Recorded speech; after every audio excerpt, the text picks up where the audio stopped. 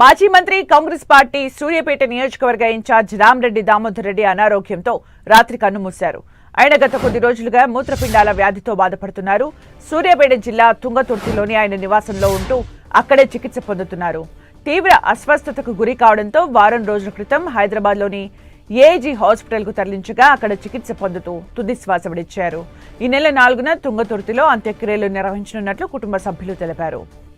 ఖమ్మం జిల్లా పాతలింగాల గ్రామానికి చెందిన రామరెడ్డి నారాయణ రెడ్డి, కమలమ్మ దంపతులకు 1952 సెప్టెంబర్ 14న జన్మించారు.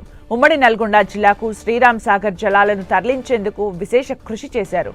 తుంగతుర్తి నియోజకవర్గం నుంచి 1985 నుంచి 2009 వరకు 5 సార్లు పోటీ చేయగా 4 సార్లు గెలుపొందారు. ఒక్కసారి మాత్రమే ఓటమి పాలయ్యారు. 1988, 1989లలో కాంగ్రెస్ ఎమ్మెల్యేగా గెలిచారు. 1994లో కాంగ్రెస్ టికెట్ రాకపోవడంతో స్వతంత్ర అభ్యర్థిగా పోటీ చేసి విజయం సాధించారు. 1999లో కాంగ్రెస్ తరపున పోటీ చేసి టీడీపీ అభ్యర్థి చేతిలో ఓటమి చవిచూశారు. 2004లో టీడీపీ అభ్యర్థిపై విజయఢంకా మోగించారు. సూర్యాపేట నియోజకవర్గం నుంచి 2009లో నాటి టీఆర్ఎస్ అభ్యర్థిపై గెలుపొంది వైఎస్ మంత్రివర్గంలో ఐటీ శాఖ మంత్రిగా పనిచేశారు. ఆ తర్వాత 2014, 2018, 2023 ఎన్నికల్లో పరాజయం పాలయ్యారు.